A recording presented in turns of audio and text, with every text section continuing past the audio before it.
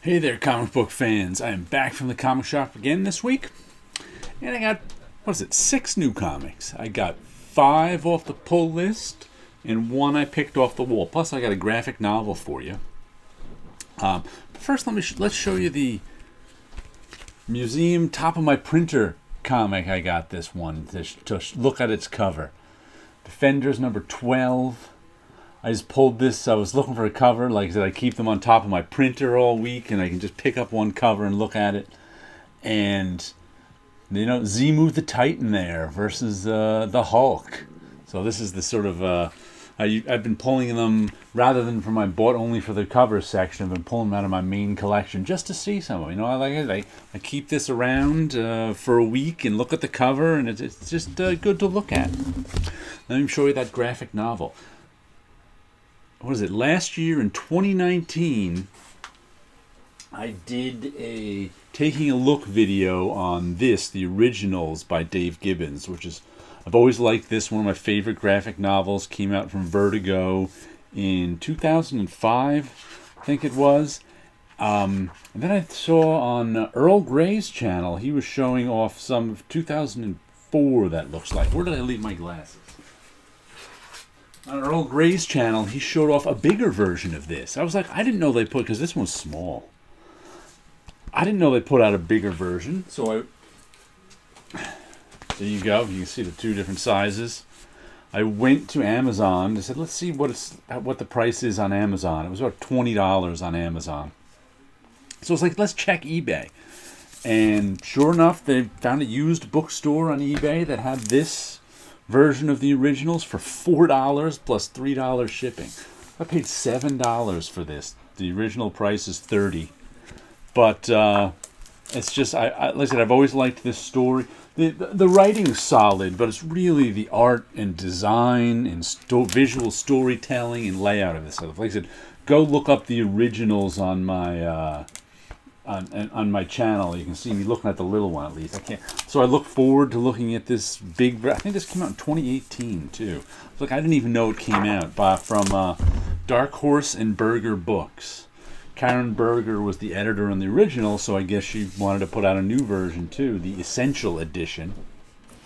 Eisner Award-winning. I think it won an Eisner back in 2004 when it first came out. But this is just some really nice Dave Gibbons work.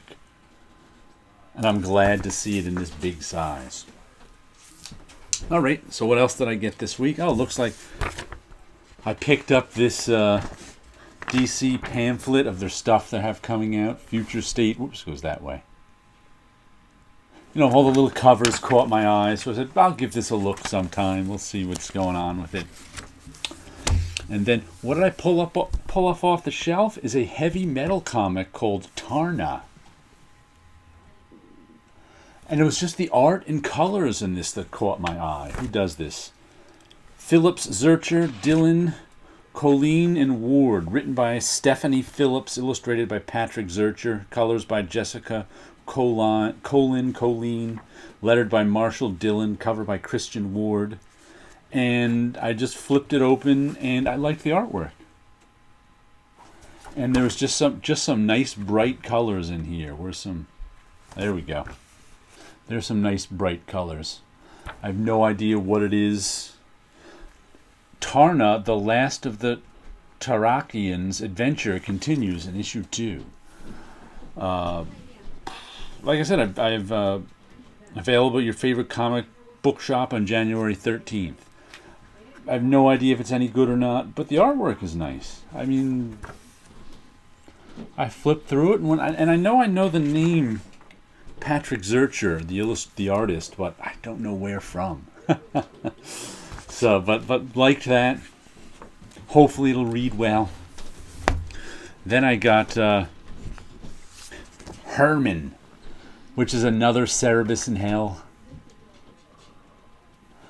I think this is a Rorschach thing. Yeah, it's definitely a Rorschach thing. So I think they just did a cover like that for the Rorschach new comic. I don't know why it's named Herman. Maybe it's named Herman because of the Herm sound that Rorschach makes. I don't know.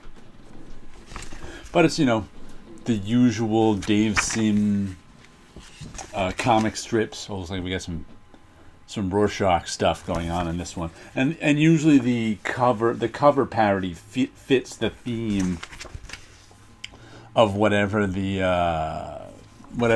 comic strips are. So I'm sure the comic strips hitting some Rorschach and Watchmen jokes in it.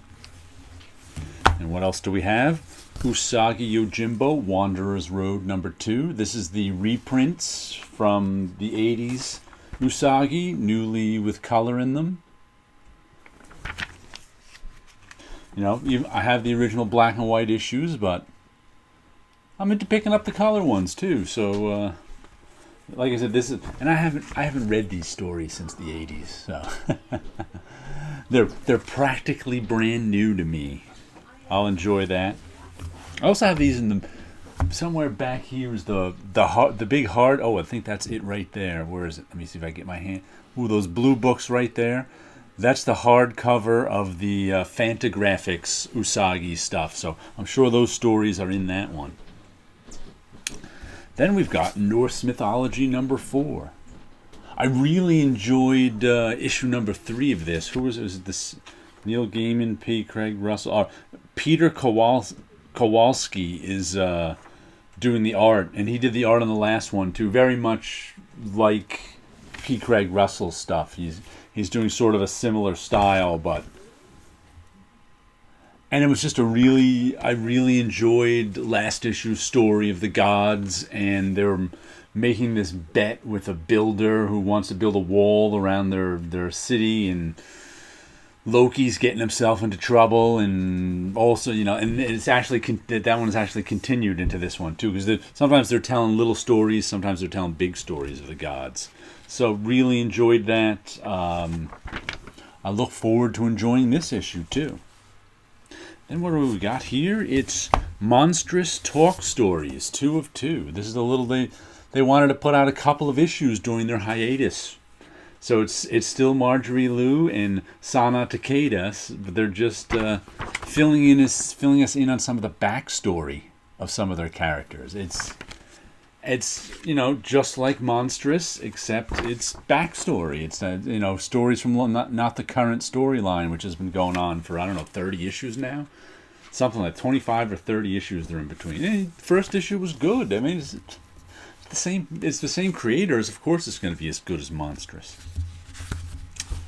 Then the last one we got for the week was The Boys, Dear Becky, issue 7. Issue 8. I thought issue 7 was the last issue. Turns out not. Because I think some time ago they said it was a 7-issue miniseries, and now it's an 8-issue miniseries.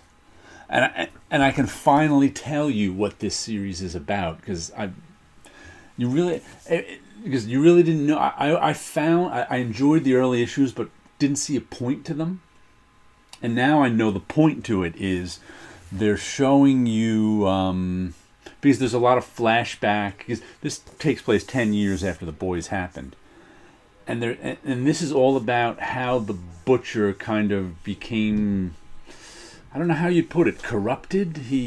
Because in the Boys series, the Butcher was sort of the leader of the Boys, and he really hated all superheroes.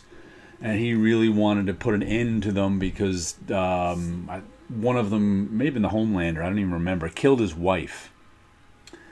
And this series is all this is it flashes back to him and his wife. It's got Huey reading some kind of diary of the Homelander. So it flashes back to Homelander, to the Butcher. It flashes back to the Butcher and his wife and their relationship. Flashes a little forward from that to the Butcher in The Boys, and then it gives us now. So it's showing kind of how and the Butcher's wife how she made him a better person. And once she died, he wanted revenge, even though he knows she doesn't want him to seek revenge for her. And because that would make him a worse person, he chooses that anyway, knowing it's not what she would want even. So it's this real sort of, I hate to call it corruption, because it's not like he was pure to begin with. This sort of twisting of the Butcher into what he was in The Boys, even though he really wasn't that far from it before The Boys. But he was kind of twisted to begin with. Then his wife came along and untwisted him. And then when she died, he got twisted up even more. And he kind of, even though he knew that he should follow his wife's advice and not do this stuff, somehow he still couldn't even do that. So it became real interesting. I'm enjoying this thoroughly. Right now, let me show you a little artwork. What do I have here? Oh, first I inked up one of my dreams of things. This strange clown-like face. This one really needs some color, I think. It really, once I get some color in this, it'll, I like the sort of graphic design nature of all this stuff, but I can see it in colors already. And speaking of colors, I should be, tomorrow or the next day, I should be getting, I ordered a whole bunch of stuff from Dick Blick, including colored inks, which I only have a few of now, but I started working on this sort of colored ink drawing style that I want to kind of develop this year. Because I've worked in inks, I work in black ink all the time, and I work in marker all the time on those stuff. But I wanted to work in colored inks more, so I ordered a half dozen different bottles of colored ink. That, like I said, I still haven't gotten the style I want down yet, but this is kind of close. It's going to be lines and colored ink, but well, this is an image I took that I made a painting out of 20 years ago. So I was like, you know what, let me use that image and see if I can do it in a colored ink style. So I'm still working on that. I'm still working on that colored ink style, but but I'll show you. I'll make another art supplies unboxing so you can see that one. Once I get those art supplies. They should be here tomorrow. Okay, and always check out, if you want to hear me talk more about comics, go over to Howler Mouse's channel. And every Friday night we've been doing a show. We should be doing one this Friday.